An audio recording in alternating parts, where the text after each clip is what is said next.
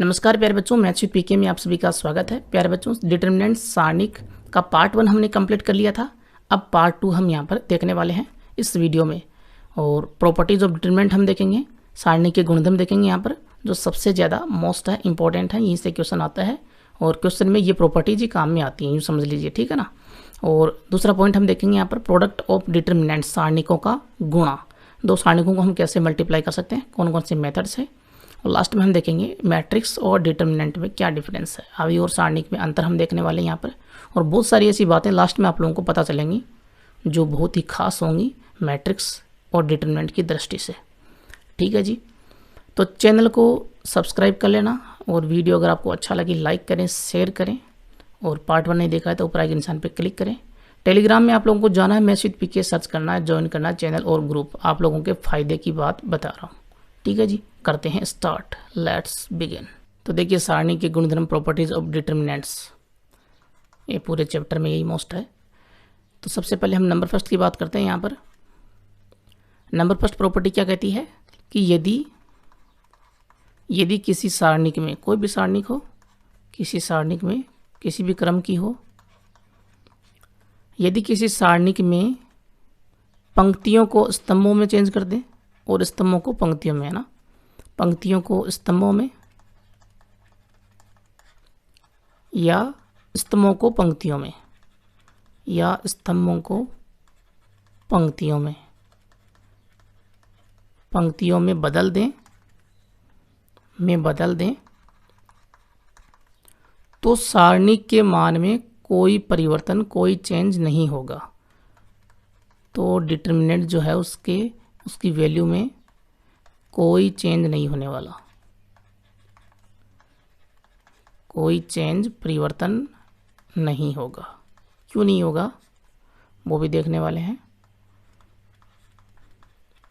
हमने मैट्रिक्स में देखा था, स्क्वायर मैट्रिक्स अगर आपके पास में थी, कि ए आपके पास में कोई स्क्वायर मैट्रिक्स है, इसमें वैल्यूज़ हैं A1, A2, A3, B1, B2, B3, C1, C2, C3।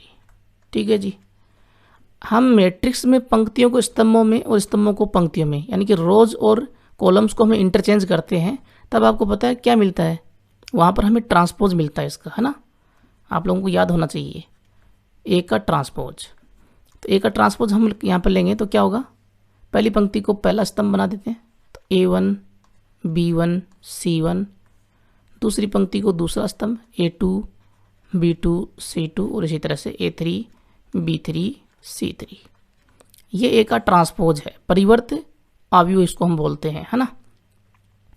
तो यहाँ पर क्या कह रहा है कि यदि किसी सारणी में पंक्तियों को स्तंभों में या स्तंभों को पंक्तियों में बदल दें तो सारणिक के मान में कोई परिवर्तन नहीं होगा। यानी कि इन दोनों की अगर हम लोग सारणिक लिखें तो वो इक्वल होंगे, क्योंकि उनके मान में कोई चेंज नहीं आने वाला। दोनों की जो वैल्यूज़ होंगी वो इक्वल होंगी, है ना।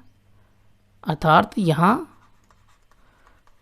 यहाँ क्या होगा कि ए का सारणिक will be equal A transpose का सारणिक। अब ए का सारणिक क्या होगा, जो ए हमारे पास में है उसका सारणिक A1, A2, A3, B1, B2, B3, C1, C2, C3, ये इक्वल होगा किसके, ए ट्रांसपोज के सारणिक के।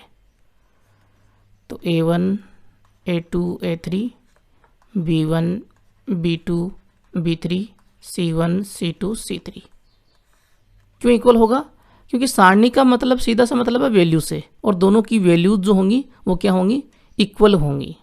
ठीक है ना, दोनों के मान समान होंगे। कैसे होंगे प्रूफ देख लेते हैं, उस सारूस आकृति से देख लेते हैं, सारूस रूल से। तो देखिए, सबसे पहले ए की बात करते हैं, सारूस आकृति की बात करते हैं और उसमें ए की बात करते हैं। तो ए सारणिक जो है वो हमारे पास में क्या है, A1, A2, A3, B1, B2, B3, C1, C2, C3। ठीक है जी, तो हमें क्या करना है, सारूस आकृति में ये दोनों जो स्तंभ हैं इनको हमें आगे लिखना है। तो A1, A2, A3, B1, B2, B3, ये काम किया था ना हमने। अब देखिए, जो मुख्य विकिरण है उनकी बात कर लेते हैं, प्रिंसिपल डायगोनल। ये रहा, ये रहा और ये रहा। तो इनकी वैल्यूज़ हम लिखेंगे यहाँ पर। तो A1 into B2 into C3, फिर हम करते हैं plus B1 C2 A3, B1 C2 A3, फिर प्लस करेंगे C1 A2 B3, C1 A2 B3। अब हम लेंगे माइनस में जो पिछले विकिरण हैं उनकी वैल्यूज़। पिछले विकिरण देखिए, एक तो ये रहा और दूसरा ये रहा और तीसरा ये रहा। तो ये वैल्यूज़ हम लेंगे यहाँ पर। A3 B2 C1, A3 B2 C1 plus B3 C2 A1, B3 C2 A1, फिर plus C3 A2 B1, C3 A2 B1। ये वैल्यू हमारे पास में आई, इसको हम इक्वेशन नंबर बनाएंगे फर्स्ट। ठीक है जी, ये प्रसार बोल सकते हो, ये मान बोल सकते हो, ये वैल्यू बोल सकते हो। अब हम करेंगे ए ट्रांसपोज की जो हमारे पास में सारणिक है उसका मान हम ज्ञात करेंगे। ठीक है जी, तो देखिए A1 A2 A3 B1 B2 B3 C1 C2 C3, इसका मान हम निकालेंगे सारूस आकृति से। A1 A2 A3 B1 B2 B3 C1 C2 C3।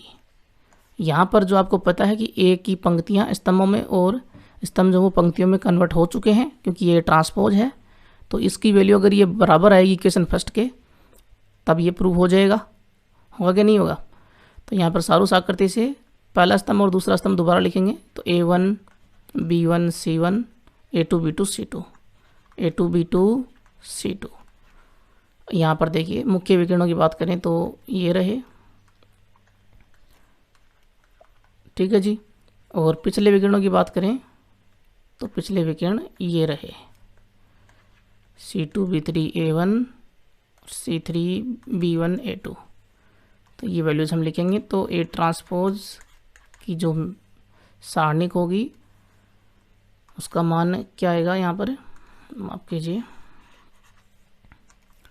सबसे पहला मुख्य विकिरण A1 B2 C3, फिर प्लस दूसरा मुख्य विकिरण A2 B3 C1, फिर plus A3 B1 C2, A3 B1 C2।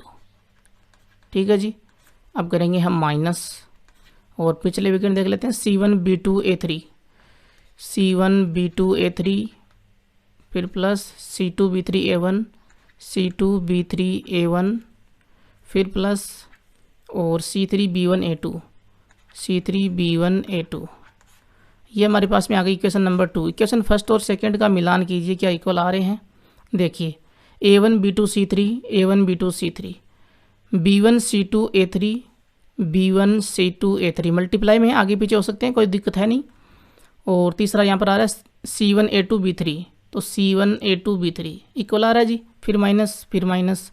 और यहाँ पर देखिए C1 B2 A3 B2 A3 B3 C2 A1 B3 C2 A1 और C3 A2 B1 C3 A2 B1।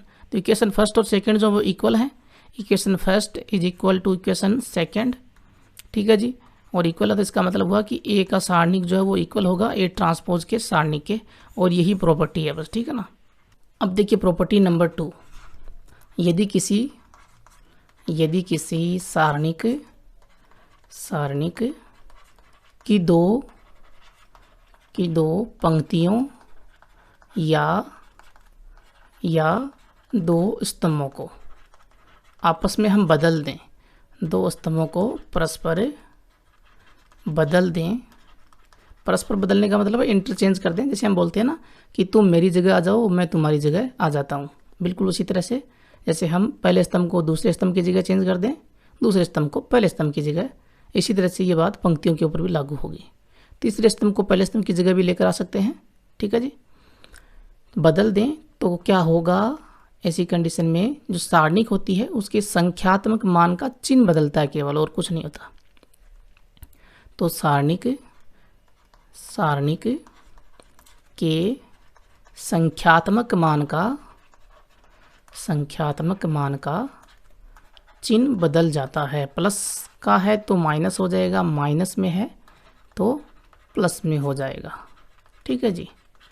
जैसे ये आपके पास में कोई सारणिक है A1 A2 A3, B1 B2 B3, C1 C2 C3।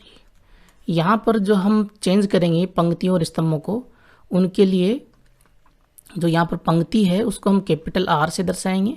तो ये पहली पंक्ति है तो कैपिटल R1, ये दूसरी पंक्ति है तो कैपिटल R2, ये तीसरी पंक्ति है तो कैपिटल R3।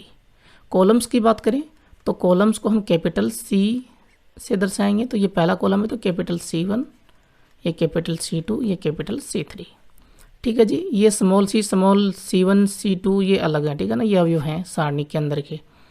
अब देखिए यहाँ पर हम करते हैं चेंज। तो कोई भी दो पंक्तियाँ ले लीजिए, R1 R2 ले लीजिए, चाहे R1 R3 ले लीजिए या R2 R3 ले लीजिए, ठीक है ना। अगर हम इनको चेंज करेंगे तो चिन्ह बदल जाएगा, तो माइनस हो जाएगा यहाँ पर ये प्लस में, तो ठीक है ना। और संख्यात्मक मान का यहाँ पर मतलब क्या है कि ये जो सारणी का इसी का चिन्ह बदलेगा, क्योंकि इसी से तो निकलेगा ना संख्यात्मक मान, है ना। तो माइनस है और वैल्यू क्या हो जाएगी, देखिए जैसे मैं चेंज करता हूँ R1 को और R2 को, तो A2 B2 C2 आ जाएगा A1 B1 C1 की जगह, और A1 B1 C1 A2 C2 B2 की जगह आ गया। ठीक है जी। ये दोनों को हमने चेंज कर दिया लास्ट में, ये तो सेम रहेगा। क्लियर है। तो हमने काम जो किया उसको हमें लिखना पड़ेगा, और वो कैसे लिखेंगे। हमने यहाँ पर क्या काम किया है, हमने किया है R1 और R2 को आपस में चेंज। तो हम इसको कैसे लिखेंगे, R1 इंटरचेंज R2, R1 को R2 की जगह लिखा, R2 को R1 की जगह लिखा। इस तरह से हम लिखते हैं। कॉलम को हम चेंज करेंगे तो कॉलम के लिए हम क्या लगाएंगे, C1 इंटरचेंज C2, ठीक है ना। अगर मैं आई भी पंक्ति की बात करूं, जैसे मैं R1 और R3 इन दोनों को चेंज कर रहा हूं, या कोई आई भी या जे भी पंक्ति में लूँ, तो RI को हमने चेंज कर दिया है RJ से, है ना। इस तरह से, इसी तरह से हम कॉलम के लिए भी लगाएंगे, ठीक है ना। अब जैसे मैं यहाँ पर चेंज करता हूँ पहली और तीसरी पंक्ति को आपस में, या पहले और तीसरे स्तंभ को चेंज कर देता हूँ ना। तो पहला स्तंभ देखिए A1 A2 A3, और यहाँ पर C1 C2 C3, तो माइनस लगेगा, और C1 C2 C3 आ जाएगा A1 A2 A3 की जगह, ठीक है ना। तो ये डाउट मत रखना कि ये जो पास वाले हैं यही चेंज होंगे, ये दूर वाला भी चेंज हो सकता है, ठीक है ना। तो C1 C2 C3, और बीच में B1 B2 B3 है ही, और C1 C2 C3 की जगह आ जाएगा A1 A2 A3, और निशान हो गया चेंज। ये हमने बाहर लिख दिया है। तो यहाँ पर हम कोष्ठक में क्या लिखेंगे, हमने क्या काम किया है कि तीसरे स्तंभ को पहले स्तंभ की जगह, यानी कि C1 इंटरचेंज C3 हमने किया है ना। तो ये काम हमने किया और बाहर आ गया माइनस। अब इसका देख लेते हैं प्रमाण कि ऐसा क्यों होता है। तो जैसे ये हमने लिया हुआ है, ये मैट्रिक्स है ना, ए सारणिक है, और हमने यहाँ पर R1 को और R2 को आपस में चेंज किया था। ये ऊपर वाली वैल्यू मैं ले रहा हूँ, ठीक है ना। तो नीचे वाली ये मैं एक बार मिटा देता हूँ। ये बात तो आप लोगों को समझ में आ गई होगी। कोई भी पंक्ति कोई भी स्तंभ हम आपस में चेंज कर सकते हैं यहाँ पर, और चिन्ह बदल जाएगा, बस इतना काम होगा। तो सारूस आकृति से देख लेते हैं। तो यहाँ पर ये देखिए, ये तो ए सारणिक है और ये माइनस ए सारणिक है ना। तो इसको मैं दूसरा नाम दे देता हूँ यहाँ पर, कि ये हम प्रूफ कर रहे हैं कि ये बराबर होंगे कि नहीं, इस तरह से कि माइनस का हम चिन्ह लगा दें तो, ठीक है ना। तो ये सारणिक तो हमारे पास में है A1 A2 A3, B1 B2 B3, C1 C2 C3, ठीक है जी। और इसको हम A1 ले लेंगे बाद में। अब देखिए ये हमारे पास में सारणिक है, सारूस आकृति से हम वैल्यू निकाल रहे हैं। तो आपको पता ही है A1 A2 A3 B1 B2 B3, ठीक है ना। ये हमने आगे लिख दिया। अब हम बनाएंगे मुख्य विकिरण। तो एक तो ये है, दूसरा ये है, और तीसरा ये है। तो यहाँ से वैल्यू क्या आएगी, A1 B2 C3 plus B1 C2 A3 plus C1 A2 B3। उसके बाद माइनस लगाएंगे। पिछला विकिरण जो उसकी बात करते हैं, पिछला विकिरण देखिए ये रहा A3 B2 C1 और B3 C2 A1 C3 A2 B1। तो यहाँ पर है A3 B2 C1 A3 B2 C1 plus B3 C2 A1 plus C3 A2 B1 हो गया जी। अब आगे बढ़ते हैं, ये इक्वेशन नंबर फर्स्ट।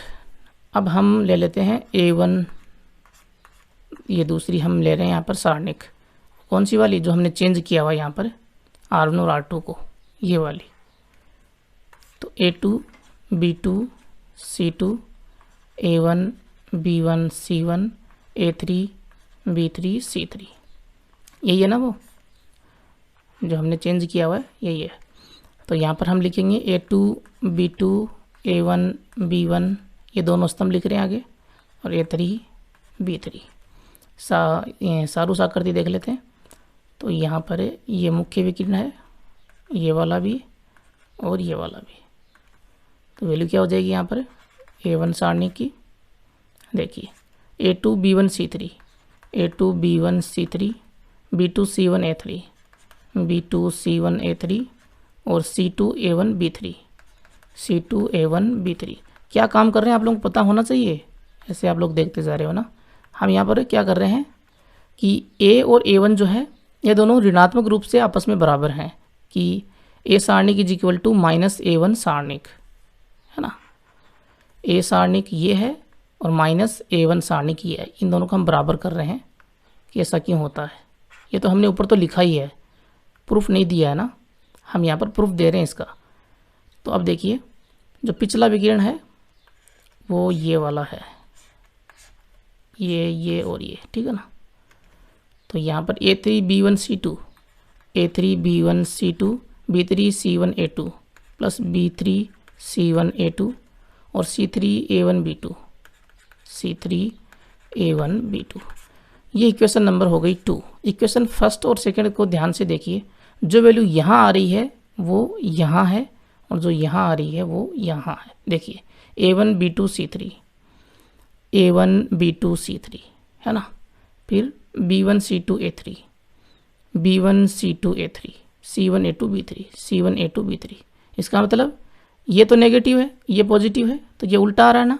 तो हम क्या बोलेंगे कि equation first is equal to minus equation 2, यही तो हो रहा है ना। इसको माइनस से मल्टीप्लाई कर देंगे तो वापस वो वैल्यू आ जाएगी, है ना। और यहाँ पर ये देखिए A3 B2 C1 A3 B2 C1 B3 C2 A1 B3 C2 A1 आ रहा ना। तो ये उल्टे आ गए, उल्टे आने का मतलब है कि दोनों ऋणात्मक रूप से बराबर है ना। तो यहाँ पर हम कहेंगे कि A सारणिक जो है वो माइनस A1 सारणिक के बराबर है, ठीक है ना। तो ये प्रूव हो गया। और ये आप लोगों को बस इतना ध्यान में रखना है, ये प्रॉपर्टी, यदि किसी सारणी की दो पंक्तियों या दो स्तंभों को परस्पर बदल दें तो सारणी के संख्यात्मक मान का चिन्ह बदल जाता है, ठीक है ना। और इस तरह से भी याद रख सकते हो, यहाँ पर हमने जो चेंज किया वो R1 और R2 को चेंज किया हुआ है, ठीक है ना। अब देखिए प्रॉपर्टी नंबर 3, यदि किसी सारणिक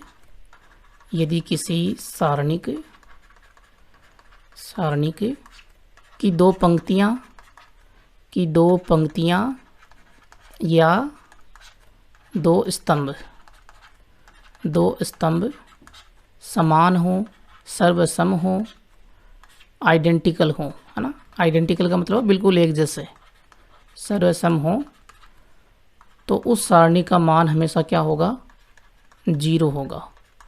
तो उस सारणी का मान वैल्यू जो है विल बी 0, मान 0 होता है। कोई भी दो कॉलम या रोज अगर इक्वल है तो उस कंडीशन में, जैसे आपके पास में दे दिया कि A B C x Y Z. यहाँ पर देखिए रो फर्स्ट और रो सेकंड दोनों जो हैं वो इक्वल हैं, है ना। यहाँ रो 1 इज इक्वल टू रो 2 आपको दिखाई दे रही होगी, पहली पंक्ति दूसरी पंक्ति इक्वल है तो इसकी वैल्यू क्या होगी, 0 होगी। प्रमाण देख लेते हैं कैसे होता है। यहाँ पर ये दो पंक्तियाँ ही नहीं, पहली और तीसरी पंक्ति भी इक्वल होगी तब भी 0 होगा मान। पहला दूसरा स्तंभ इक्वल होंगे तब भी 0 होगा, और पहला और तीसरा स्तंभ इक्वल होंगे तब भी उस कंडीशन में 0 होगा, ठीक है ना। कोई भी दो स्तंभ या पंक्तियाँ। अब यहाँ पर इसका मतलब ये नहीं ध्यान रखें कि ये पंक्ति की पहली पंक्ति और पहला स्तंभ बराबर होंगे तो वैल्यू 0 होगी, जी नहीं। दो पंक्तियाँ बराबर होनी चाहिए या फिर दो स्तंभ बराबर होने चाहिए, ठीक है ना। तो ए आपके पास में है यहाँ पर A A x B B Y C C Z, इसका हम मान याद करते हैं सारूस आकृति से। तो यहाँ पर मैं पहला स्तंभ और दूसरा स्तंभ लिख रहा हूँ सारूस आकृति के लिए। तो देखिए ये मुख्य विकिरण पहला, ये यहाँ पर दूसरा, ये विकिरण तीसरा, अग्रणी विकिरण इनको बोल सकते हैं ना।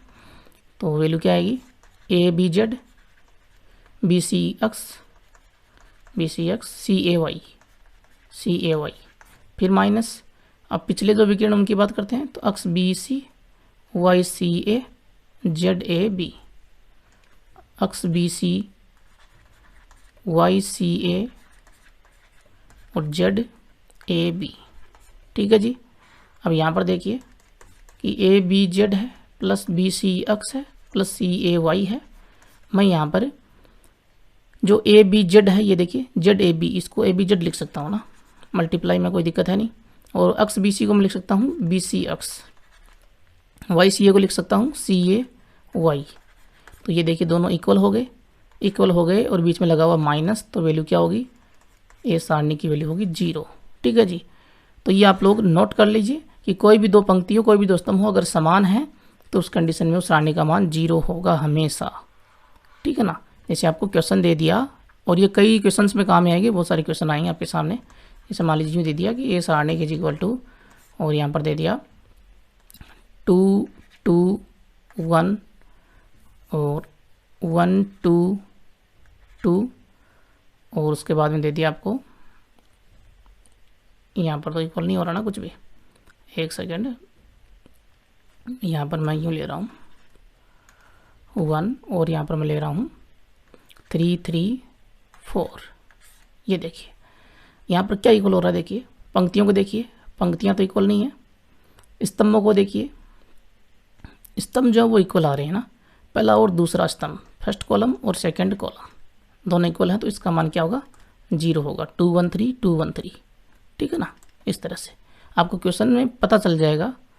और ऐसी हम प्रॉपर्टीज़ का इस्तेमाल करके लास्ट में ऐसी वैल्यूज़ भी निकालेंगे कि दो पंक्तियाँ आपस में बराबर होगी, दो स्तंभ आपस में बराबर हो जाएंगे लास्ट में ना, तब वैल्यू जो है उसकी क्या हो जाएगी, 0 हो जाएगी। ठीक है ना। अब देखिए प्रॉपर्टी नंबर 4, यदि किसी सारणिक की किसी पंक्ति या स्तंभ को किसी अशून्य संख्या, अशून्य का मतलब 0 नहीं होना चाहिए, तो इसको हम बोलते हैं ना अदिश राशि, अशून्य संख्या अदिश राशि के से हम गुणा कर दें, के से गुणा करें, क्या होगा, के से गुणा करेंगे किसी पंक्ति को या किसी स्तंभ को, तो सारणी का मान जो वो के से मल्टीप्लाई हो जाएगा। गुणा करें तो सारणी के खुद जो है वो के से गुणा हो जाती है ना, सारणी का मान के से गुणा हो जाता है। जैसे ए आपके पास में कोई सारणिक है, A1 A2 A3 B1 B2 B3 C1 C2 C3। तो यहाँ पर अगर हम किसी पंक्ति को, जैसे तीसरी पंक्ति जो है R3, ये R3 है ना, इसको मैं के से मल्टीप्लाई कर दूँ तो A1 B1 C1 A2 B2 C2, और यहाँ पर के A3 के B3 के C3, के यहाँ पर कोई भी संख्या हो सकती है, 1 2 3 4 5 6 कुछ भी हो सकता है, शून्य नहीं होनी चाहिए। ठीक है जी। तो यहाँ पर क्या बोला कि सारणी का मान जो वो के से गुणा हो जाता है, यानी कि जो मूल सारणिक है वो के से गुणा हो जाएगी, यानी कि के और ए सारणिक। ठीक है ना। ए सारणी का मतलब है सारणिक का मान ही होता है यहाँ पर।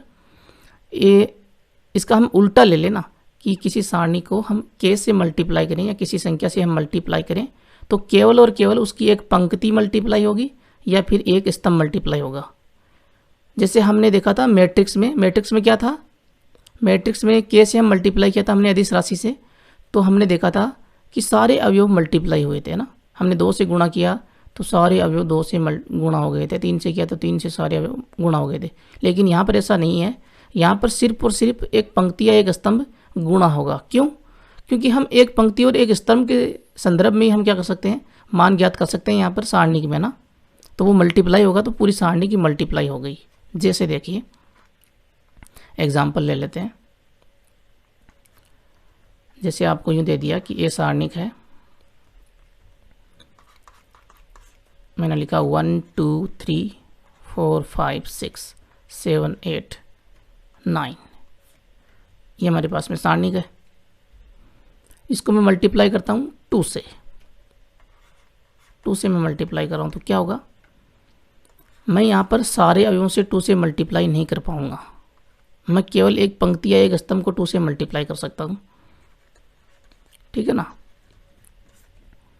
तो मैं चाहे ये पहली पंक्ति से कर दूँ, दूसरी से कर दूँ, तीसरी से कर दूँ, पहले स्तंभ, दूसरे स्तंभ, तीसरे स्तंभ, किसी से भी कर सकता हूँ। जैसे मैं पहले स्तंभ से मल्टीप्लाई कर देता हूँ तो 2, 4 × 2 8, 7 × 2 12 14, उसके बाद में सारा सेम टू सेम रहेगा। बात आप लोगों को समझ में आ गई होगी, ठीक है जी।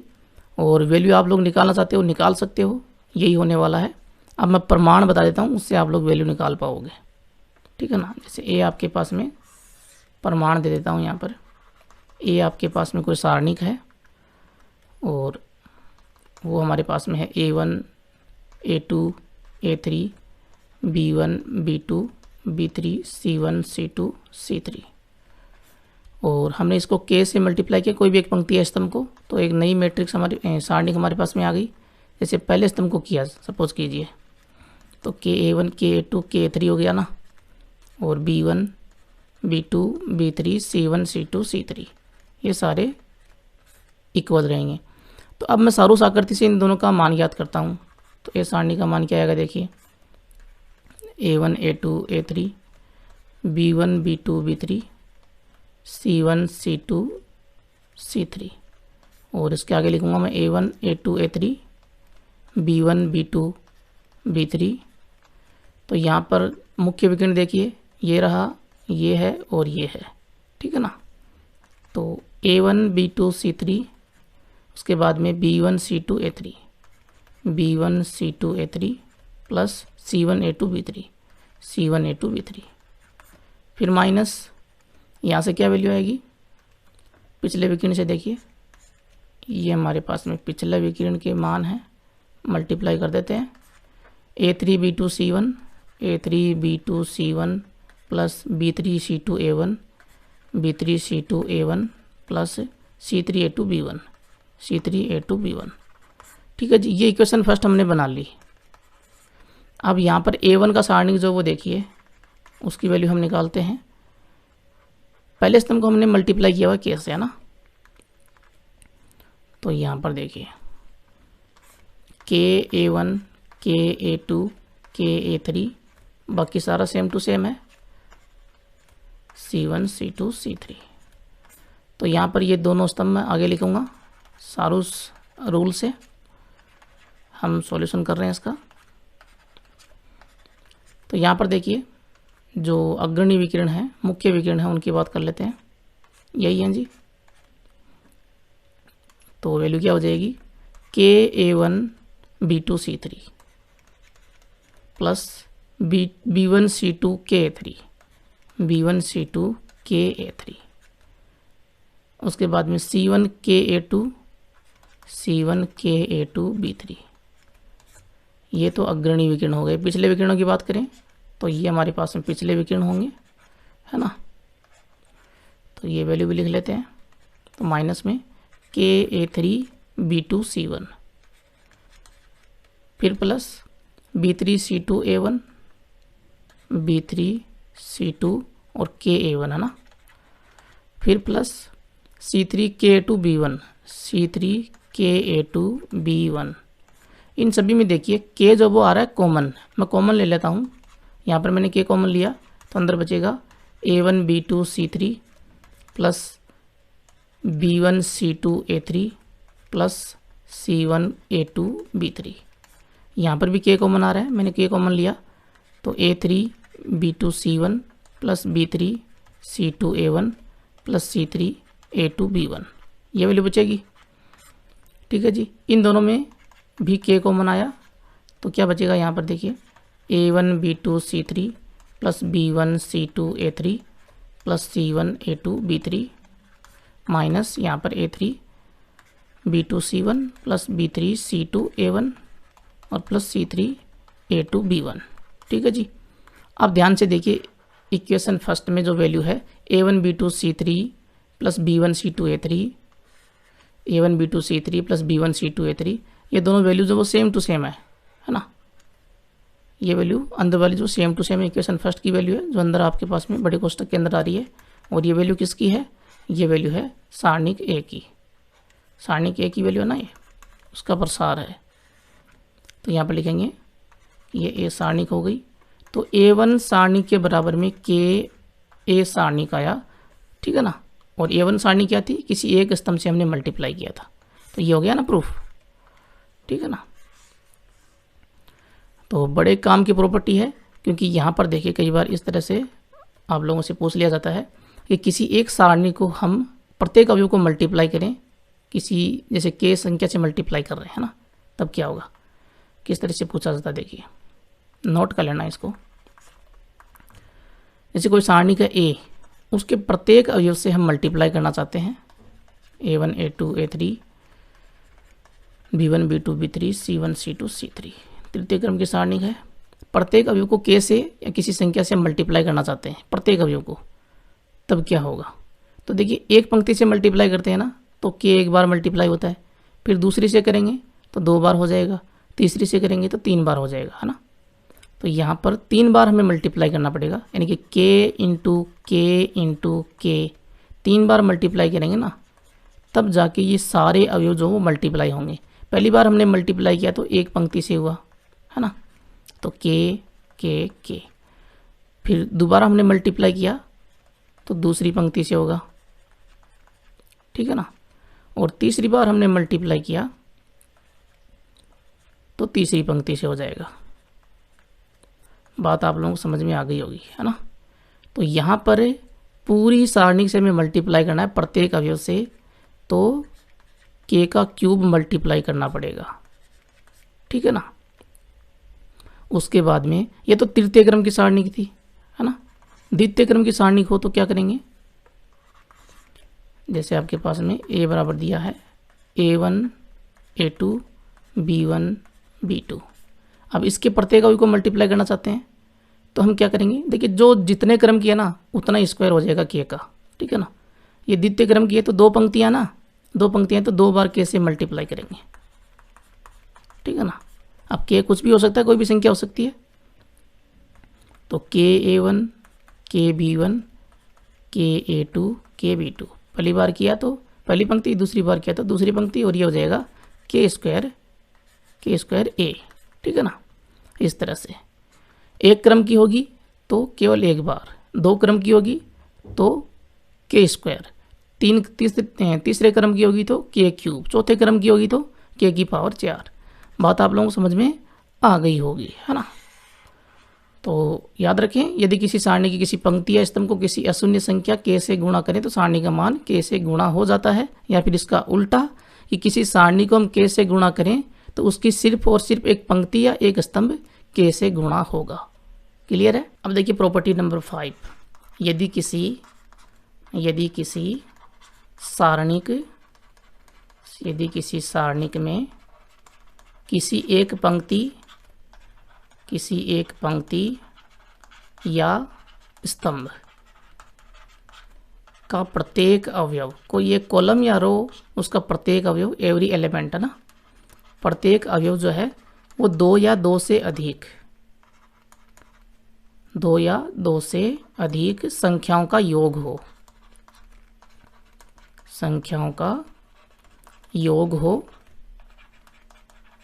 हो, तो उस सारणी को, जो हमारे पास में सारणिक होगी ना, उस सारणी को उसी क्रम की, उसी ऑर्डर की, उसी क्रम की 2 या 2 से अधिक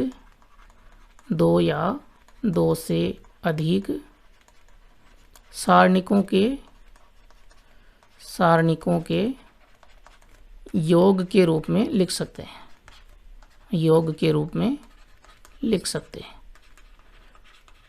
यहाँ पर क्या लिखा मैंने, कुछ समझ में आया होगा आप लोगों को कि आपके पास में कोई सारणी है, उसकी कोई एक पंक्ति या हम स्तंभ ले लें, तो उसका प्रत्येक अवयव जो है वो 2 या 2 से अधिक संख्याओं का अगर योग है एक पंक्ति का, है ना, तो उस सारणी को हम उसी क्रम की 2 या 2 से अधिक सारणिकों के योग के रूप में लिख सकते हैं। जैसे आपके पास में एक सारणिक है और इसकी कोई पंक्ति या स्तंभ है, जैसे स्तंभ है वो 2 संख्याओं का योग है कि A1 D1, A2 plus D2, A3 plus D3, ठीक है जी। बाकी सारी जो पंक्तियाँ या जो स्तंभ हैं वो क्या है, यहाँ पर एक ही वैल्यू है उनमें, है ना, सिंगल वैल्यू है। तो हम इसको 2 सारणिकों के योग के रूप में लिख सकते हैं। किस तरह से, देखिए जो सिंगल है ना वो तो दोनों में कॉमन आ जाएंगे कि B1 B2 B3 C1 C2 C3, ठीक है ना। लेकिन बाकी जो है ना B1 B2 B3 ये तो कॉमन है ना, ये तो दोनों में कॉमन आएंगे। लेकिन बाकी जो है A1 प्लस D1 ये अलग अलग हो जाएंगे। यहाँ पर आएगा A1 और ये पहला स्तंभ जो है इसमें A2 और A3, यहाँ पर इसी तरह से D1 D2 D3 हो जाएगा, ठीक है ना। तो ये दोनों अलग अलग हो जाएंगे। मैट्रिक्स में ऐसा नहीं होता है, मैट्रिक्स में हम 2 को जोड़ते हैं तो आपको पता है A1 प्लस D1 होगा, B1 प्लस B1 होगा, C1 प्लस C1 होगा, प्रत्येक अवयव जुड़ता है ना। लेकिन यहाँ पर क्या हो रहा है, एक ही स्तंभ या एक ही पंक्ति जो है वो जुड़ेगी, है ना, बाकी यहाँ पर कॉमन रहेगा। क्यों? क्योंकि आपको पता है एक ही स्तंभ या एक ही पंक्ति से हम पूरा प्रसार कर सकते हैं, सारणिक में वैल्यू निकाल सकते हैं। तो यहाँ पर सारा काम वैल्यू का है, तो वैल्यू को ध्यान में रखते ये सारा काम होता है, प्रॉपर्टीज़ बनती हैं सारी की सारी, ठीक है ना। और आप लोग इसका प्रूफ भी दे सकते हो, इन तीनों की वैल्यूज़ निकाल के और इन दोनों का योग करके इसके बराबर दे सकते हो, तो ये इक्वली आएगा। एग्जाम्पल ले लेते हैं, एग्जाम्पल से हम प्रूफ दे देंगे। जैसे यहाँ पर मान लीजिए आपके पास में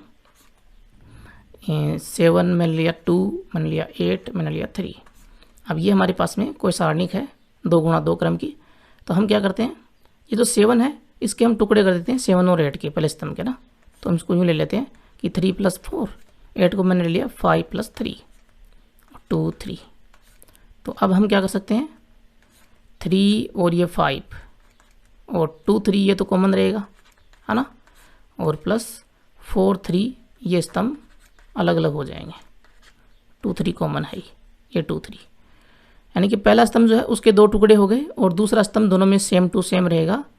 इस तरह से हम लिख सकते हैं, 3 टुकड़े कर सकते हैं इसी के कि 7 2 8 3 है, क्योंकि इसी तरह से वैल्यूज़ काम में आएंगे इसलिए मैं आप लोगों को बता रहा हूँ।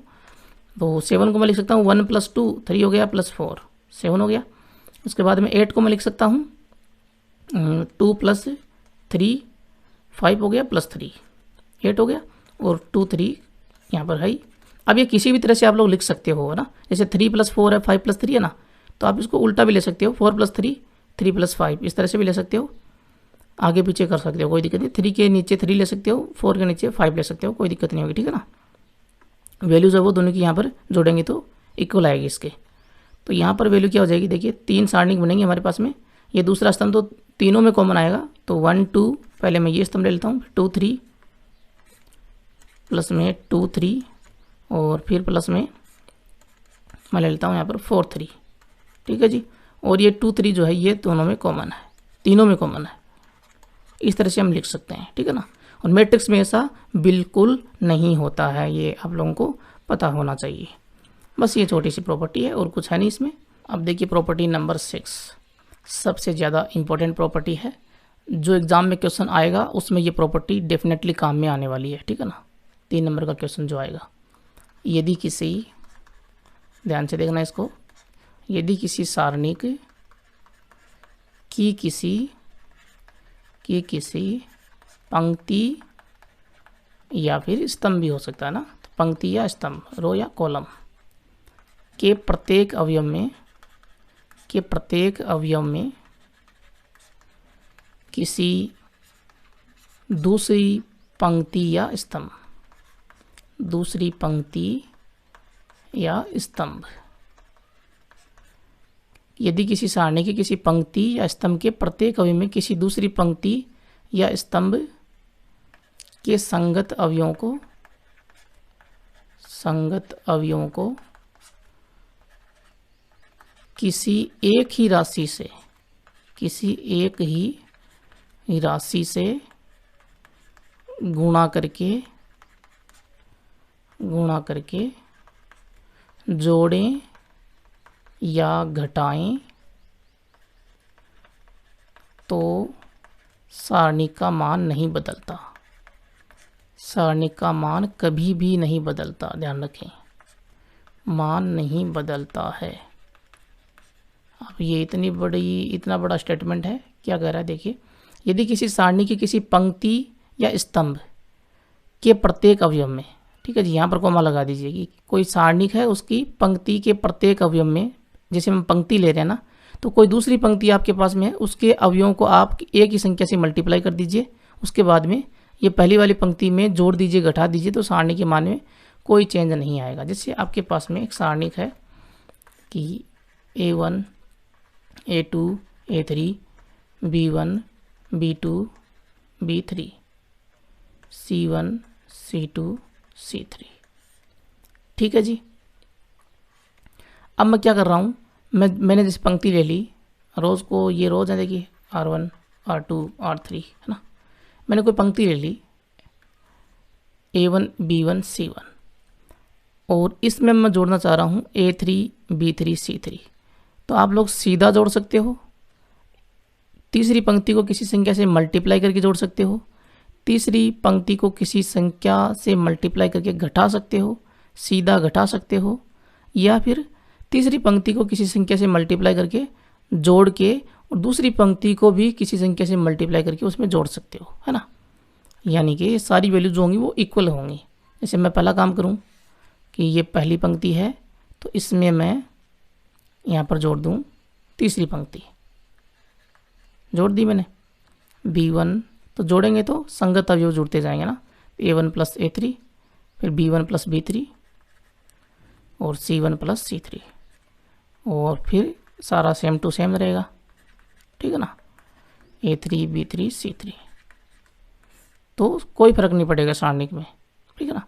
इसी तरह से यहाँ पर जो हमने काम किया उसको हम कैसे लिखेंगे, वो लिखना पड़ेगा हमें जब हम सॉल्यूशन करेंगे। तो पहली पंक्ति में हमने क्या किया है, पहली पंक्ति की जगह हमने पहली पंक्ति और तीसरी पंक्ति का योग लिखा, तो हम इसको कैसे लिखेंगे कि R1 की जगह हमने क्या किया है R1 प्लस R3, R1 को रिप्लेस कर दिया हमने R1 प्लस R3 से, ठीक है ना। अब जैसे मैं मल्टीप्लाई करके फिर जोड़ूं, इसी को, कि पहली पंक्ति आपके पास में है A1 B1 C1, है ना, A1 B1 C1, मैं तीसरी पंक्ति को मल्टीप्लाई करता हूँ 2 से और उसके बाद में जोड़ देता हूँ, तो 2 B3 और प्लस में 2 C3, और उसके बाद में ये सारा same to same A2 B2 C2 A3 B3 C3। समझ में आ रहा होगा आप लोगों को। तो यही काम में, अभी सारी वैल्यूज बराबर होने वाली है, सारी की सारी वैल्यूज, ठीक है ना, ये सारणी का मान नहीं बदलने वाला, ये जो सारणी का इसका मान नहीं बदलने वाला, ये सेम टू सेम ही रहने वाला है। तो आप पंक्ति में स्तंभ को नहीं कर सकते हो, पंक्ति में स्तंभ नहीं जोड़ सकते, ध्यान रखें, ऐसा काम बिल्कुल मत कर देना। स्तंभ में स्तंभ जोड़ सकते हो, ठीक है ना, या पंक्ति में पंक्ति जोड़ सकते हो। अब जैसे मैं इस दूसरी पंक्ति को भी इसमें जोड़ दूँ, तब भी मान में कोई चेंज नहीं आएगा, ठीक है ना, कि मैं A1 प्लस 2 A3 तो है ही, इसमें मैं A2 और जोड़ दूँ, तो B1 प्लस 2 B3 और प्लस B2 हो गया, C1 plus 2 C3 plus C2 हो गया, और A2 B2 C2 A3 B3 C3, ये ऐसा कैसा पड़ा हुआ है। अब यहाँ पर जो हमने काम किया वो क्या किया है, वो हमें लिखना पड़ेगा ना। यहाँ पर हमने किया है, ये पहली पंक्ति है, पहली पंक्ति की जगह हमने क्या किया है, पहली पंक्ति तो है ही, प्लस 2 से हमने मल्टीप्लाई किया है, और ये तीसरी पंक्ति का अवयव है तो R3, तो R1 की जगह हमने R1 प्लस 2 R3 किया, ठीक है ना। घटा भी सकते हो, जोड़ भी सकते हो, यही काम आप लोग कॉलम्स के लिए कर सकते हो। यहाँ पर हमने क्या काम किया है, पहली पंक्ति जो है उसकी जगह हमने पहली पंक्ति R1 प्लस 2 R3 और प्लस R2, हमने ये काम किया है, ठीक है ना। मान में कोई परिवर्तन नहीं होगा, और ये जो वैल्यूज़ हैं यही काम में आएंगी हमें, ठीक है ना, जब हम सॉल्यूशन करेंगे तो। और यहाँ पर देखिए कॉलम की बात करें हम, तो जैसे आपके पास में ये सारणिक है A1 B1 C1 A2 B2 C2 A3 B3 C3, column हम जोड़ सकते हैं, इन दोनों कॉलम्स को जोड़ सकते हैं, मल्टीप्लाई करके जोड़ सकते हैं, कि मैं पहला जो कॉलम है A1 B1 C1, इसमें मैं जोड़ रहा हूँ तीसरा कॉलम, ठीक है जी, और 3 से मल्टीप्लाई करके जोड़ रहा हूँ। तो 3A3 3B3 प्लस 3C3, और दूसरा A2 B2 C2 है, तीसरा A3 B3 C3 है। घटा भी सकते हो आप लोग, ठीक है ना, जोड़ी नहीं घटा भी सकते हो, यहाँ पर माइनस भी कर सकते हो। तो यहाँ पर हमने क्या काम किया है वो लिखना पड़ेगा हमें। हमारे पास में जो पहला कॉलम था C1, उसकी जगह हमने C1 तो हमारे पास में है यहाँ पर, और प्लस माइनस हमने किया यहाँ पर क्या 3 इंटू C3, 3 इंटू C3, इस तरह से लिखेंगे। क्लियर है जी, सारा कंसेप्ट आप लोगों को समझ में आ गया होगा। और आप लोग प्रूफ भी दे सकते हो उसके लिए। प्रूफ कैसे देंगे देखिए, प्रूफ भी दे देते हैं, इसमें प्रूफ भी देख लेंगे तो अच्छा रहेगा। जैसे आपके पास में A1 A2 A3 ये सारणिक है, B1 B2 B3 C1 C2 C3, ठीक है जी। तो यहाँ पर मैं क्या कर सकता हूँ कि A1 और यहाँ पर जो स्तंभ है तीसरा, इसको K से मल्टीप्लाई करके मैं इसमें जोड़ रहा हूँ, ठीक है ना। पहले स्तंभ में K C2 और A2 plus K A3 plus K C3, बाकी सारा सेम है, B2 B3 C1 C2 C3। देखिए कैसे इक्वल आएगा इसके, ये जो वैल्यू है ये वाली, तो इसी को मैं लिख रहा हूँ यहाँ पर नीचे। इस वैल्यू के बराबर में ये वैल्यू मैं लेकर आऊँगा, ठीक है ना, बराबर करना है मुझे। तो ये सारणिक हमारे पास में है A1 plus K C1, A2 plus K C2, A3 plus K C3 और B1 B2 B3 C1 C2 C3। इसके बराबर में मैं ये लेकर आऊँगा, A सारणिक लेकर आऊँगा, ठीक है ना। तो यहाँ पर देखिए दो संख्याओं का जोड़ हो रहा है, अलग अलग कर लेते हैं, दो अलग अलग सारणी बना लेते हैं, ये प्रॉपर्टी हमने देखी हुई है। तो A1 A2 A3 B1 B2 B3 C1 C2 C3, फिर plus K C1 K C2 K C3 वाला स्तंभ ये दूसरी सारणी में आ जाएगा K C3, और बाकी जो कॉमन है वो साथ में आ जाएंगे B1 B2 B3 C1 C2 C3, ठीक है जी। यहाँ पर देखिए K जो है वो एक स्तंभ से मल्टीप्लाई है, तो K आ जाएगा बाहर। आपको पता है सारणिक से मल्टीप्लाई होता है, तो बाहर आएगा तो वैल्यू क्या हो जाएगी। ये तो हमारे पास में क्या आया, ये तो A सारणी का ना, देखिए सेम वैल्यू है ना, तो इसको तो मैं लिख लेता हूँ सारणिक A सारणिक हो गई ये तो। प्लस यहाँ पर देखिए क्या आ गया बाहर, और C1 C2 C3 B1 B2 B3 और यहाँ पर C1 C2 C3। अब देखिए ये जो वैल्यू है इसमें ध्यान से देखिए, पहला स्तंभ और तीसरा स्तंभ ये दोनों जो हैं बराबर हैं, और स्तंभ अगर दो बराबर हैं तो आपको पता है उस सारणी का मान होता है 0। ये प्रॉपर्टी भी हम देख चुके हैं ना। तो A सारणिक प्लस K इंटू 0, तो वैल्यू क्या आएगी, A सारणिक 0 से मल्टीप्लाई करेंगे K को 0 आएगा, तो वापस हमारे पास में एक सारणिक आ गई ना। इसका मतलब हम जोड़ सकते हैं, घटा सकते हैं, यहाँ पर कुछ भी कर सकते हैं, ठीक है ना। K की वैल्यू यहाँ पर कोई भी ले सकते हैं, उसके बाद में जोड़ना घटाना होता रहेगा। क्लियर है जी। अब देखिए प्रॉपर्टी नंबर 7, यदि किसी सारणिक की किसी पंक्ति या स्तंभ के अवयवों का किसी दूसरी पंक्ति या स्तंभ के संगत सहखंडों का गुणन करने पर प्राप्त राशियों का जो योग होगा, प्राप्त राशियों का योग क्या होगा, 0 होगा, 0 होता है। क्या मीनिंग है इसका कि A आपके पास में कोई सारणिक है इसका व्यापक रूप है A11, A12, A13 और A21, A22, A23, A31, A32, A33। इसका व्यापक रूप है जी। कोई भी सारणी किसी व्यापक रूप में होती है 3 × 3 की। अगर हम किसी पंक्ति या स्तंभ के अवयवों का, जैसे मान लीजिए हम ये पंक्ति ले लें A11, A12, A13, ठीक है ना, तो पंक्ति या स्तंभ के अवयवों का किसी दूसरी पंक्ति के संगत सहखंडों का हम गुणन करें तो प्राप्त राशियों का योग जो वो शून्य होता है। हमें पता है कि हम इसका सहखंड के रूप में प्रसार करेंगे तो क्या होगा, A11 F11 plus A12 F12 plus A13 F13, यही होता है ना, इसका प्रसार होगा। लेकिन इस प्रसार में अगर हम ये वैल्यू ले लें, कौन सी, कि A11 के साथ में मैं F21 ले लूँ, मैं A12 के साथ में F22 ले लूँ, संगत होनी चाहिए सहखंड है ना, दूसरी पंक्ति के संगत सहखंड, मैं F22 ले लूँ। इसी तरह से A13 के साथ में मैं A13 के साथ में F23 ले लूँ। अब जो वैल्यू होगी वो क्या होगी, 0 होगी, ठीक है ना। या फिर मैं ये तो ऐसे कैसे रहने दूँ, F11 F12 F13, ये तो जैसे मैं ऐसे कैसे रहने दूँ, F11 F12 F13।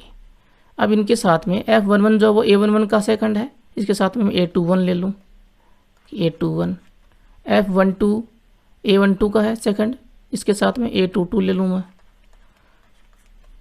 और F13 तो इसके साथ में मैं A23 ले लूँ।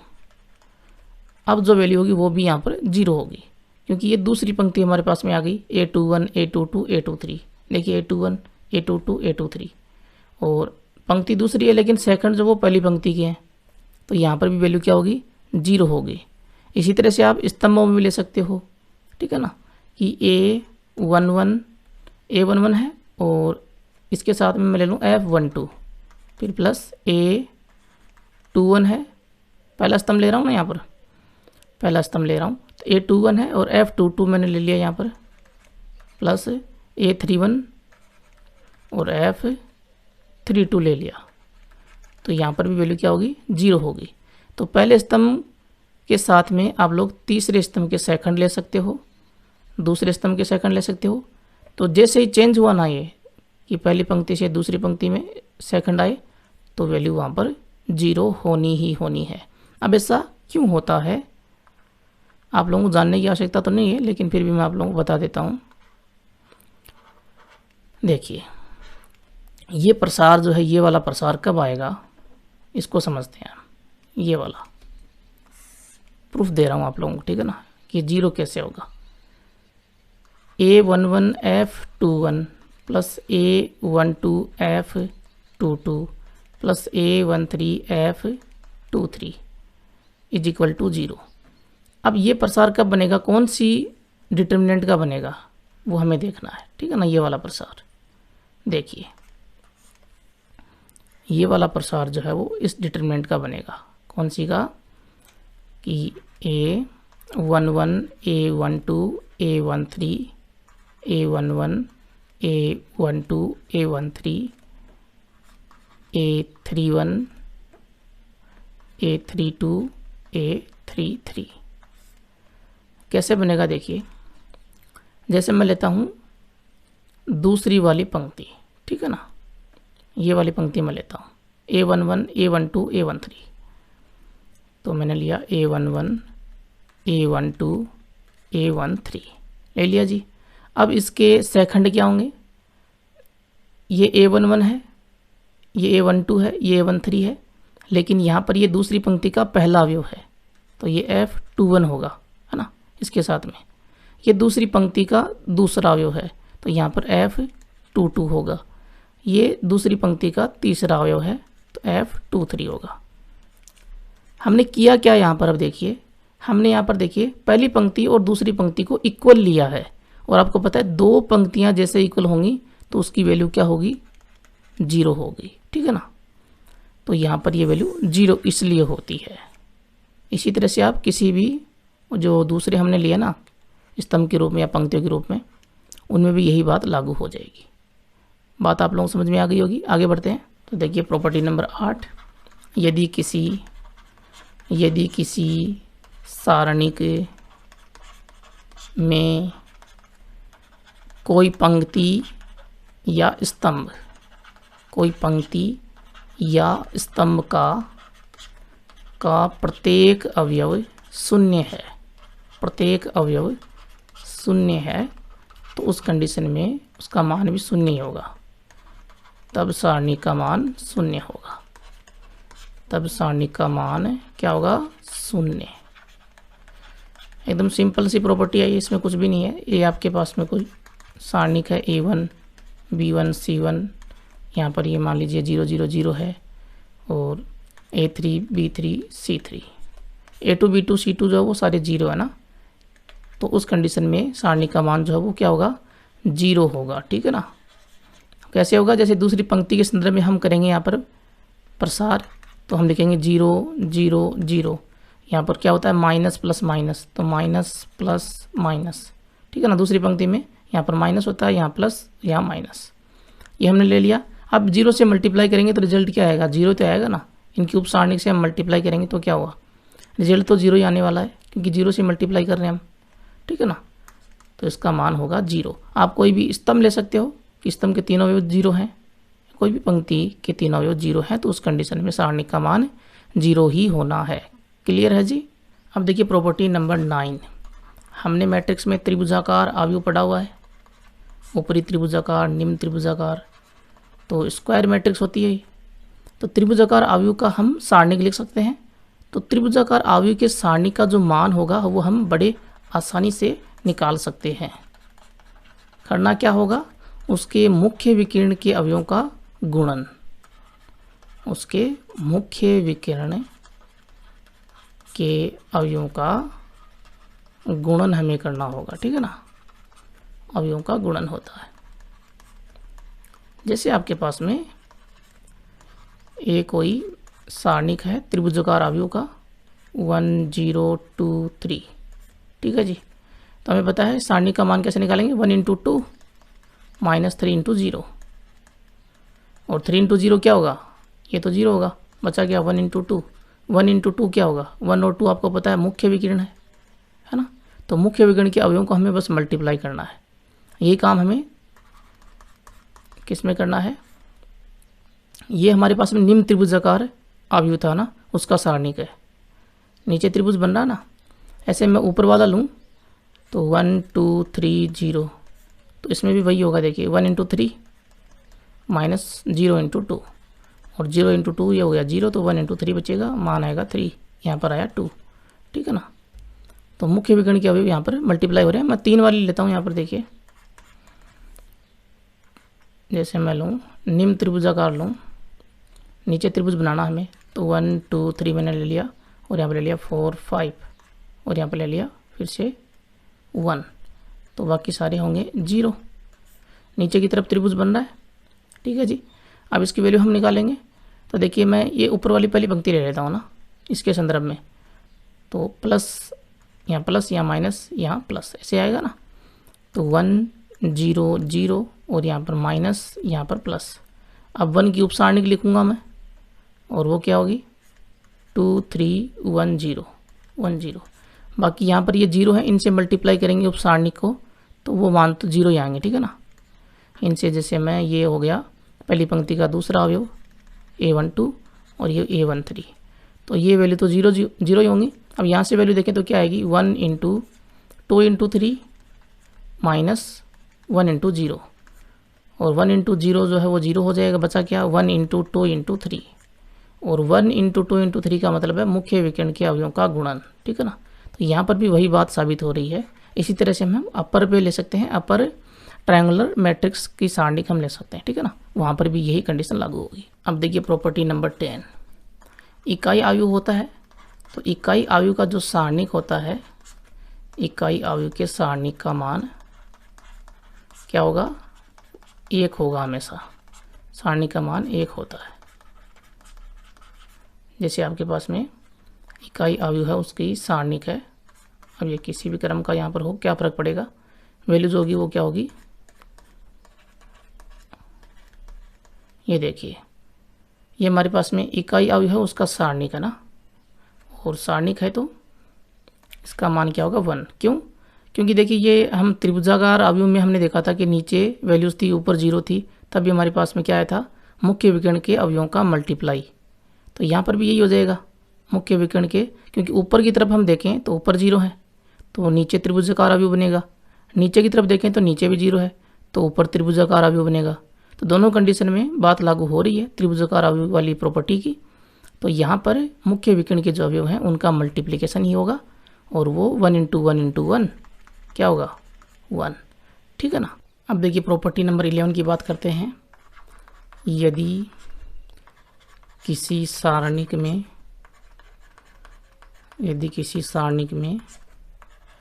x के बहुपद हों, इसे x स्क्वायर x क्यूब इस तरह से x के बहुपद हों, और हम x की जगह कोई वैल्यू अगर पुट करें उस सारणिक में a यहाँ पर कोई भी संख्या हो सकती है, ठीक है ना, और वो पुट करें तब हमें सारणी का मान 0 मिल जाए, और x बराबर a रखने पर सारणी का मान डिटर्मिनेंट जो है उसकी वैल्यू 0 हो, 0 हो,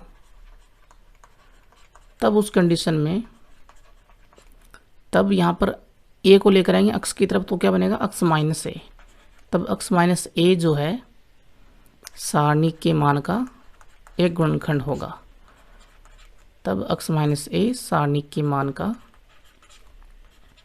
एक गुणनखंड होगा। इसको प्रैक्टिकली देखते हैं। ये तो हमने लिख तो लिया है। जैसे आपके पास में एक कोई सारणिक है और 1x square 1a square 1b square, ठीक है जी, ये इसकी वैल्यूज़ हैं। यहाँ पर देखिए x स्क्वायर आ रहा है ना, बहुपद के रूप में है। हम यहाँ पर देखिए इसमें यहाँ पर x बराबर a, ये पर्टिकुलर नहीं है, a की वैल्यू कोई भी हो सकती है, वो सारणी को देकर हमें पता चलेगा कि हम क्या वैल्यू पुट करें कि सारणी का मान 0 हो जाए, ठीक है ना। तो यहाँ पर देखिए हम x की जगह a पुट करेंगे तब भी 0 होगा, x की जगह हम b पुट करेंगे तब भी 0 होगा। क्यों होगा? देखिए x की जगह मैं a पुट करता हूँ कि x बराबर मैंने a पुट किया तो यहाँ पर 1 1 1 और a स्क्वायर बनेगा, ठीक है जी। यहाँ पर पहले से a स्क्वायर है और यहाँ पर b स्क्वायर है। तब देखिए यहाँ पर दो पंक्तियाँ एक समान हो गई, हमें पता है कि दो पंक्तियाँ एक समान हो जाती हैं, तब उस कंडीशन में सारणी का मान 0 होता है। इसी तरह से मैं b पुट करूँगा तो दो पंक्तियाँ फिर से एक समान हो जाएंगी। तो मैं x बराबर b पुट किया मैंने तो 1b स्क्वायर बनेगा, x की जगह b तो यहाँ पर b स्क्वायर बनेगा ना, और 1a स्क्वायर, और नीचे हमारे पास में पहले से 1b स्क्वायर है ही। तो यहाँ पर दो पंक्तियाँ, पहली पंक्ति और तीसरी पंक्ति इक्वल हो गई तो यहाँ भी 0 बनेगा, ठीक है ना। तब हम कहेंगे कि x बराबर a x बराबर b पर सारणी का मान 0 है, सारणी का मान 0। अतः सारणी के दो गुणनखंड होंगे x माइनस a व x माइनस b, सारणी के मान के दो गुणनखंड अवश्य होंगे, सारणी के मान के दो गुणनखंड अवश्य होंगे, दो गुणनखंड अवश्य होंगे। बात आप लोगों को समझ में आ गई होगी। ऐसा नहीं कि ये दो ही होंगे, और भी हो सकते हैं, ठीक है ना, लेकिन ये दो तो होंगे ही होंगे। वैल्यू निकाल के देख लेते हैं कि वास्तव में आते हैं कि नहीं आते। कि a सारणी का आपके पास में है 1x स्क्वायर 1a स्क्वायर। अब यहाँ पर a की जगह जैसे होता है 2, तो 2 और यहाँ पर होता है 4, है ना। तो मैं x की वैल्यू अगर 2 पुट करता ना यहाँ पर, तो इसकी सारणी की वैल्यू 0 हो जाती, तब x माइनस 2 इसका एक गुणनखंड होता, वैल्यू में आता। वो वैल्यू निकाल के देखते हैं। तो यहाँ पर देखिए मुझे पता है कि मैं क्या कर सकता हूँ, वैल्यू निकालूंगा तो बिना प्रसार के भी प्रॉपर्टीज़ हमने सीख ली हैं, तो प्रॉपर्टी से भी हम यहाँ पर निकाल सकते हैं। कैसे? कि हमारे पास में जो दूसरी पंक्ति है R2, उसकी जगह मैं क्या कर सकता हूँ, R2 में से मैं R1 को घटा सकता हूँ। पता है ना आपको प्रॉपर्टी का, किसी भी पंक्ति में से कोई भी पंक्ति हम घटा सकते हैं, कोई भी जोड़ सकते हैं, मल्टीप्लाई कर सकते हैं ना, मल्टीप्लाई करके जोड़ सकते हैं। तो मैं यहाँ पर यही काम R3 के लिए करूँगा कि R3 जो है R3 माइनस R1 लिखूँगा उसको। तो ए सारणिक बराबर क्या होगा, यहाँ पर देखिए R2 में से R1 को घटा रहा हूँ, दूसरी पंक्ति में से पहली पंक्ति को 1 माइनस 1, यहाँ पर बीच में 0 आएगा ना, ऊपर तो ये सेम रहेगा, R1 तो सेम रहेगी ना, 1 x स्क्वायर। नीचे यहाँ पर क्या हो जाएगा, दूसरी पंक्ति में a माइनस x, ये R2 है, ये R1 है, R2 माइनस R1 कर रहे हैं R2 की जगह, तो a square minus x square. ये काम हम यहाँ पर नीचे कर रहे हैं, R3 जो है उसकी जगह ले रहे हैं R3 माइनस R1, तो 1 माइनस 1 0, b माइनस x, और यहाँ पर b square minus x square. ठीक है जी। अब देखिए ए सारणिक बराबर क्या होगा, अब यहाँ पर हमारे पास में 1x स्क्वायर है, यहाँ पर 0 a माइनस x है, ए स्क्वायर माइनस x स्क्वायर क्या होता है, a minus x a plus x, और 0 b minus x, b square minus x square क्या होगा, b minus x b plus x। अब यहाँ पर हम ले सकते हैं बाहर एक वैल्यू, जैसे यहाँ पर a माइनस x ले लेते हैं दूसरी पंक्ति में से, और तीसरी पंक्ति में से b माइनस x। यहाँ पर तो 0 0 में से तो बाहर आ ही जाएगा, ठीक है ना, जैसे हम k से मल्टीप्लाई करते हैं तो एक पंक्ति से तो होता ना, बिल्कुल उसी तरह से यहाँ पर a माइनस x k हो जाएगा। तो a माइनस x को मैंने बाहर लिया दूसरी पंक्ति में से, और b माइनस x को मैंने बाहर लिया तीसरी पंक्ति में से, तो क्या बचेगा, देखिए 1 तो है ही, x है, x स्क्वायर है, यहाँ पर 0 है, a माइनस x बाहर आ गया तो यहाँ बचा 1, यहाँ पर a प्लस x। उसके बाद में 0 b माइनस x बाहर आ गया तो यहाँ बचा 1, और यहाँ b प्लस x। ठीक है जी। अब इसका कर देते हैं एक्सपेंशन। एक्सपेंशन का हमेशा ध्यान रखना है कि हम प्रसार करते हैं जब भी किसी सारणी का, तो आप लोगों को जहाँ पर 0 होता है, जिस स्तंभ में जिस पंक्ति में, उसी को चुनना होता है, जिससे आसानी से हम एक्सपेंशन कर पाएंगे। ठीक है ना। तो देखिए ये जो स्तंभ है इसमें हमारे पास में क्या है, 2 0 हैं, तो इसी के संदर्भ में हम कर देते हैं एक्सपेंशन। तो 1 0 0 प्लस माइनस प्लस, वैसे ये तो 0 है तो इनकी तो वैल्यू क्या आएगी, 0 आएगी। 1 के संदर्भ में देख लेते हैं, तो ये स्तंभ गया, ये पंक्ति गई, ये जो बचेगा वो उपसारणिक होगी 1 1 b plus x a plus x। ये उपसारणिक हमने लिख दी 1 की, और बाकी इनमें तो 0 होने वाला ही है क्योंकि यहाँ पर 0 आ गया, इसलिए तो हम चयन करते हैं कि जिसमें 0 है उस पंक्ति या स्तंभ का। a minus x b minus x, और यहाँ पर वैल्यू क्या आएगी, देखिए b plus x minus a plus x, और a प्लस x है, दोनों पे माइनस लगेगा तो कोष्टक ले लेते हैं। अब इन दोनों में माइनस कॉमन लेंगे हम, तो माइनस a माइनस x, और यहाँ पर b माइनस x में से माइनस कॉमन लिया तो -1 कॉमन आ गया, तो x माइनस a, लेकिन यहाँ पर भी कॉमन लिया तो x माइनस a होगा ना, x माइनस b तो यहाँ, और यहाँ x माइनस a। ठीक है ना। a माइनस x में से माइनस कॉमन लिया तो x माइनस a हो गया, निशान चेंज हो गए। b माइनस x में से -1 हमने कॉमन लिया तो x माइनस b हो गया। ठीक है ना।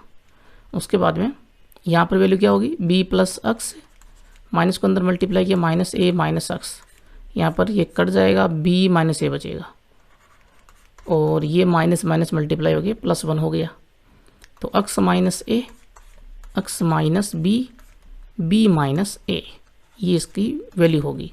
जहाँ पर x माइनस a और x माइनस b देखिए गुणनखंड आ रहे हैं ना, फैक्टर हो रहे हैं, 3 फैक्टर हमारे पास में यहाँ पर आए हैं, जिनमें 2 a x माइनस a और x माइनस b हैं। क्लियर है।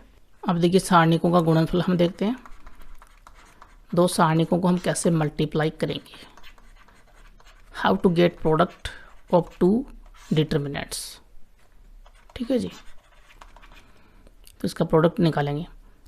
तो देखिए हमने देखा मैट्रिक्स में हम पंक्ति को स्तंभ से मल्टीप्लाई करते हैं, यही रूल था वहाँ पर, और हम कोई रूल नहीं लगा सकते। लेकिन यहाँ पर हम क्या कर सकते हैं, कोई भी रूल लगा सकते हैं। कोई भी रूल का मतलब पंक्ति को पंक्ति से मल्टीप्लाई कर सकते हैं, पंक्ति को पंक्ति से, स्तंभ को पंक्ति से या पंक्ति को स्तंभ से, पंक्ति को स्तंभ से मल्टीप्लाई कर सकते हैं, ये भी फ्री है। और उसके बाद में स्तंभ को स्तंभ से मल्टीप्लाई करें, स्तंभ को स्तंभ से, ये भी कर सकते हैं हम, कोई प्रॉब्लम नहीं है। और पंक्ति को स्तंभ को पंक्ति से मल्टीप्लाई करें, स्तंभ को पंक्ति से, तो ये काम भी आप लोग कर सकते हो। एक एग्जाम्पल से हम समझते हैं सब कुछ। यहाँ पर कोई भी काम हम कर सकते हैं। जैसे आपके पास में एक सारणी का डिटर्मिनेंट है 1 2 1 3, दूसरी बी सारणिक है, मैं यहाँ पर लूँ -1 -3 और 4 2, ठीक है जी।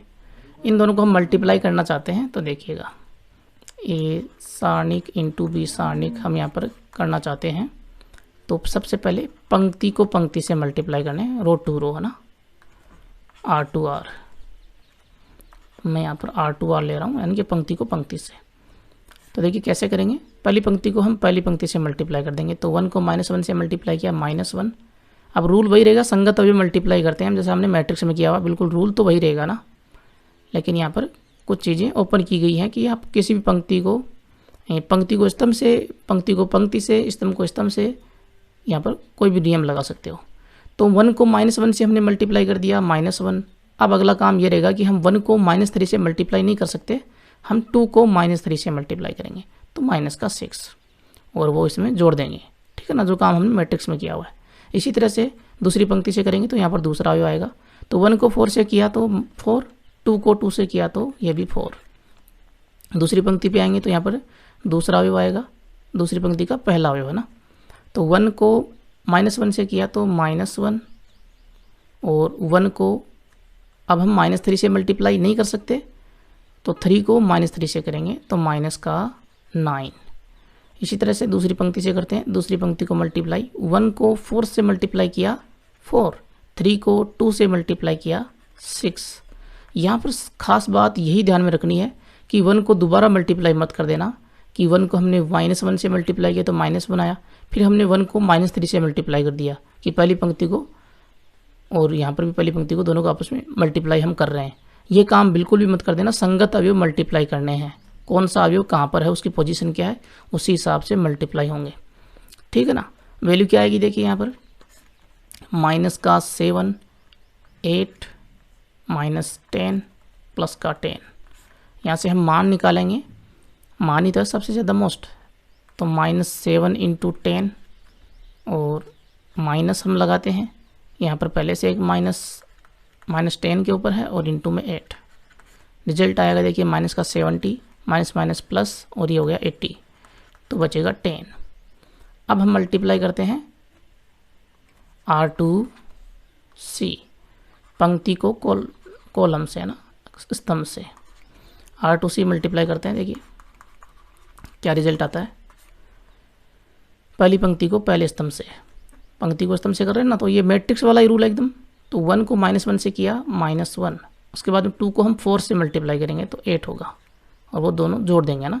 अब दूसरे स्तंभ पे आइए, तो 1 को -3 से किया -3, 2 को 2 से किया तो 4। अब दूसरी पंक्ति भी आ जाइए, तो यहाँ पर दूसरी पंक्ति आ जाएगी, दूसरी पंक्ति को पहले स्तंभ से, 1 को -1 से किया -1, 3 को 4 से किया तो 12। दूसरे स्तंभ पे आइए, 1 को -3 से किया -3, 3 को 2 से किया तो 6। क्या रिजल्ट आएगा देखिए, हमें सारणिक अलग मिलेगी। देखिए सारणिक हमारे पास में अलग आने वाली है, 8 - 1 7, और यहाँ पर 1, यहाँ पर 11, यहाँ पर 3, अलग सारणी का ही ना, लेकिन मान जो वो यही आएगा 10।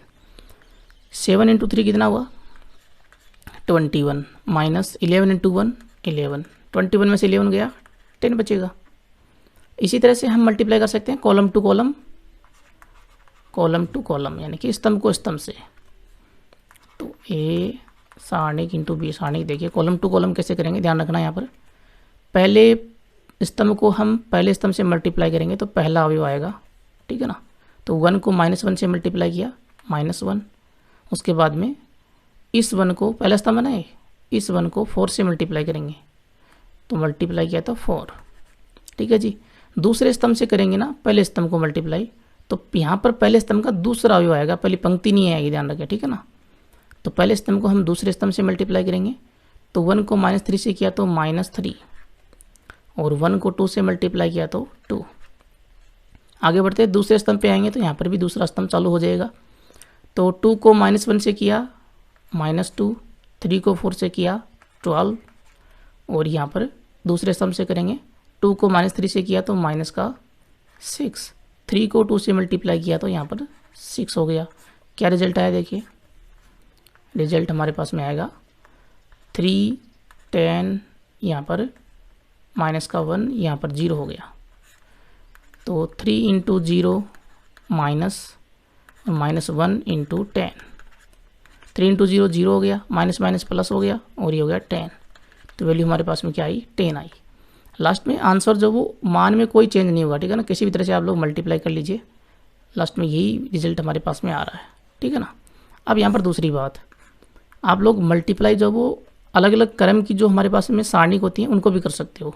जैसे आपके पास में ये दे दिया कि ए आपको दिया हुआ है 1 2 3 4, बी आपको दिया हुआ है क्या 1 1 2 2 1 3 3 1 4।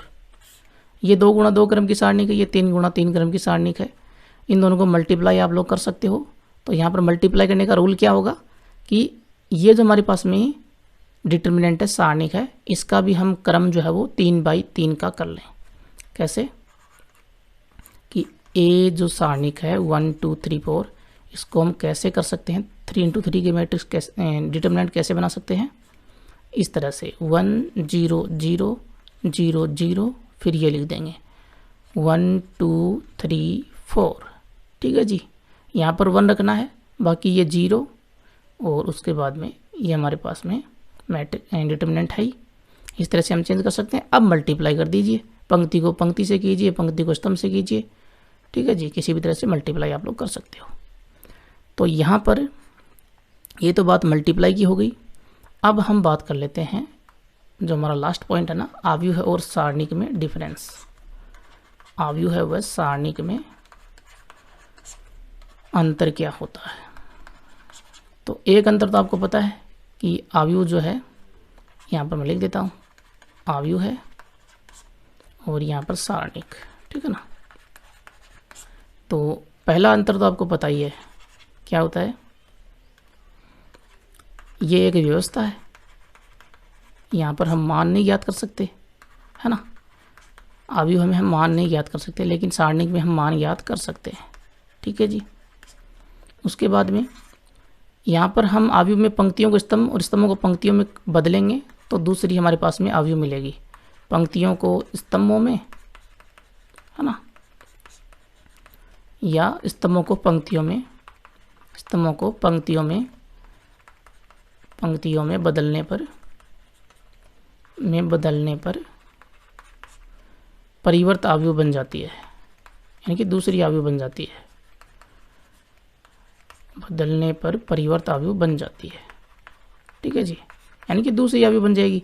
लेकिन यहाँ पर सारणिक में क्या होता है, सारणिक का मान वही रहता है, सारणिक नहीं बदलती, सारणिक का मान वही रहेगा। आप पंक्तियों को स्तंभों में, स्तंभों को पंक्तियों में कन्वर्ट भी कर लोगे तब भी सारणिक में कोई चेंज नहीं आने वाला। ठीक है ना। उसके बाद में आव्यूह का क्रम कोई भी हो सकता है, आव्यूह का जो क्रम होता है वो कोई भी हो सकता है। सारणिक का क्रम जो आपको पता ही है कि सारणिक में पंक्तियों और स्तंभों की संख्या हमेशा समान रहती है। सारणिक में पंक्तियों व